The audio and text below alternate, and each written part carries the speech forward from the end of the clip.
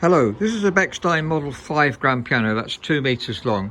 You might notice it's got the old lyre style there. That's for older Bechsteins. This is 1885 approximately. We don't know the exact age of it because the top serial number has been taken off. However, as with nearly all Bechstein grounds, there's a number underneath, 3266. In fact, there's a number at the back of upright pianos too. We've got a record of these numbers and know that that dates it to about 1885. We're particularly fond of these older Bechsteins. Both tone and casework are so superb. If you look at the casework first of all, we'll listen to the piano later. The leg style is just so beautiful, really. I've got these extra knob on the top, these old ones here. Just a nice design feature. Look at the rosewood here, and the rosewood just generally, well, rosewood's so wonderful anyway. Both Bechstein, Luther and Steinway, they all have excellent rosewood. But these older Bechsteins seem to have the very best of the Bechstein rosewood. If we look down this side, it's slightly lighter, as you can see. That was standing in a lighter area of the room, and I think that's faded because it wasn't repolished that long ago. I think it was 2015, so it's just faded a bit on the left hand side there. So the only real casework defect I can find. This lyre is very beautiful. I think I really appreciate the older lyres, and so the legs as well. It's been French polished so beautifully. If we look at the top lid, very integral. There's slight fading again here, as you can see. It actually looks worse on the video than it does in real life.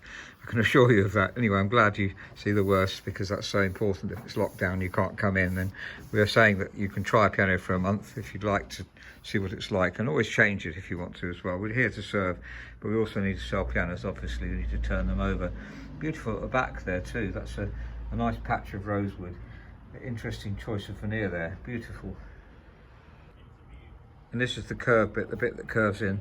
These knobs were on for removal purposes in the olden days. Nowadays they always put a cover on the whole piano and strap it down. That obviously stops the lid from opening if you're moving a piano. We love the pattern wood on the top with rosewood too. It's all such a variety. There's the inside of the fall. The key tops are pretty much perfect ivory. They do need buffing really. In other words, we will put them on a buffing wheel to make them shiny. Otherwise they tend to attract the dirt. But they are perfect otherwise. Sometimes you get this on Bechstein, and it's just very slightly, you can see very slightly dipped in there as well. But otherwise I think there's another one there. You can obviously replace ivories, but I think they're in very good condition. Well, the piano's been restrung. Very nice, tight, large tuning pins here has been put on. The rest plank's not been changed, but you don't have to change rest planks on pianos, especially high quality ones, although we would normally do that if we fully restore ourselves. But it's obviously if you had to restring it again, you'd have to put 2 big pins in, so you'd have to replace the rest plank. But that's a standard job that we do, and very commonly done in the trade. And as you can see, the bass strings are quite new and all the strings are in very good condition. Just want to have a quick listen to the piano before I play it. When I'm actually playing, I won't talk over it, but I might put some text if I think of things to say. Beautifully restored, very well restored generally. Let's have a quick listen to the tone. Now, I think with older Bechsteins, it's just worth commenting around this area here. They can lose their tone if the down bearing goes, so we would try and increase the down bearing and rescue the tone so it's very even throughout. But here, it doesn't seem to have happened, so the age of the Bechstein is irrelevant. The iron frame exactly the same as a 1920s. In fact, a modern Bechstein is practically the same, so they haven't changed much since then, and the frame is in perfect condition too.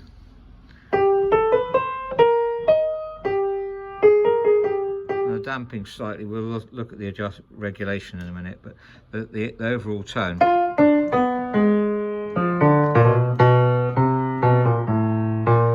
And the break point is good too.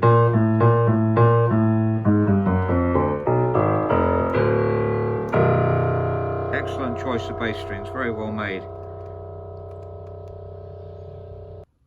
I mentioned the dampers are lifting off too early. As I press the keys down, you see the hammers move there, and the dampers are moving almost the same time. The hammers should reach about halfway, or certainly a third of the way, before the dampers lift off, and that's the case right throughout. So that makes the action feel a lot heavier.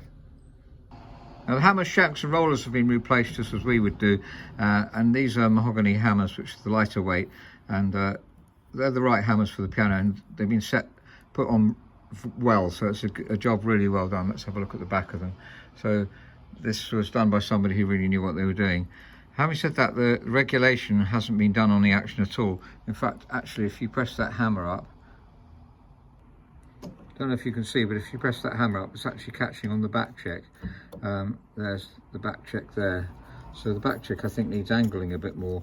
I don't think these back checks have been replaced when the hammers were, but they don't need replacing really, in terms of they'll be going on for another 30 years quite happily. But there we are, that's a bit better. It's not touching it anymore. And that's the case with quite a few of them, I noticed. And the regulation generally, the springs, if I release the back check, that should go up.